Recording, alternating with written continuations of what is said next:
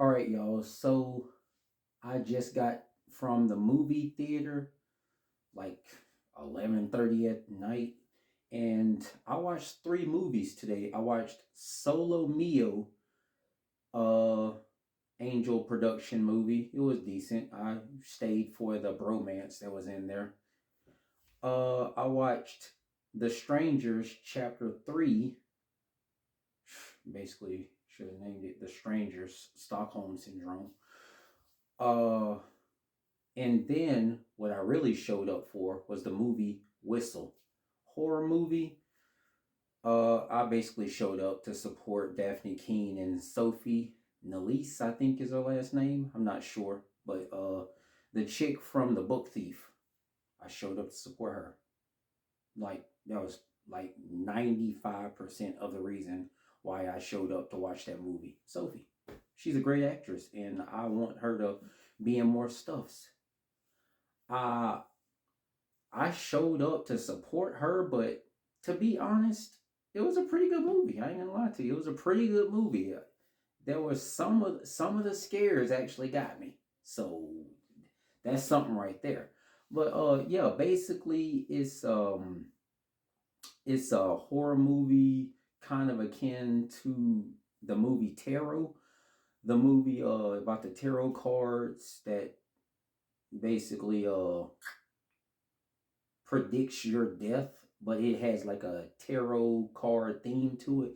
That's kind of how this one was, but instead of tarot theme, this was like Aztec brutal murder type of theme to it. So there's that. It was kind of like the movie Tarot mixed in with Nightmare on Elm Street 1, including a blood shower. That was crazy.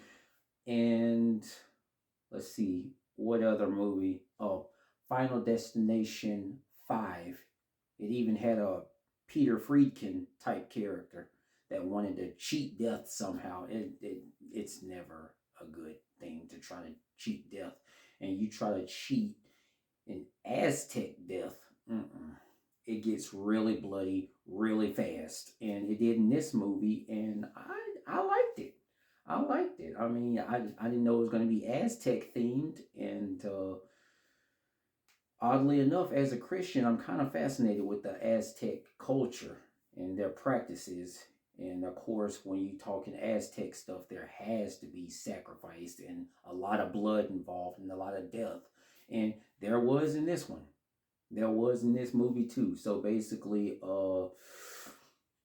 you basically find this Mesoamerican death whistle, and whoever hears the whistle coming from the ancient object, if you blow into the whistle, whoever hears it, they basically are doomed. They're basically doomed to die a brutal death. And it's how you would have died had you lived your natural life, but this kind of speeds up the process once you hear the whistle cry. And that's basically the movie right there. A bunch of friends heard the cry, somebody found the whistle, blew into it, the friends heard the cry, and one by one it starts happening. So yeah, it's a little bit of tarot, a little bit of Final Destination 5, a little bit of uh Nightmare on Elm Street 1. But yeah, uh the cast was pretty decent. Had a lot of varied characters. You had emo, you had the cool jocks, you had the girlfriend of the jocks, you new girl in school, you kind of the loser character, but he's cool enough to hang with every group. You had that type too. So it was a pretty varied group in that movie. And as far as the scenery goes, scenery was decent. It was a bunch of places, party scene. Oh, I like the maze. The maze scene looked nice. I like that. There was a maze. There was going to individual houses. There was a bit of partying going on. The settings was pretty decent. The kills, wow. Um, I mean, yeah, it's CGI, but whew, there was some brutal stuff. That was some brutal stuff when I heard about the Aztec part of it. I knew it was gonna be a little bit of brutality in it, but dang, it went far, real fast. Um, Pretty good creative deaths. Creative theme to it. Music, not really anything to speak up for. There's nothing really noteworthy when it comes to the music. The pacing was nice, same as Tarot. If you ever watched that movie, the pacing was basically the exact same as Tarot, and the the deaths themselves, uh, they were good. They were good. I mean, it kind of strings you along a little bit, and there were a couple of the deaths that kind of got to me. So I'm I'm happy about that. That makes me want to buy the DVD when there's actually a quality jump scare and some of the deaths are actually good. But yeah, mm, I would say this movie, mm, it was a bit cheap.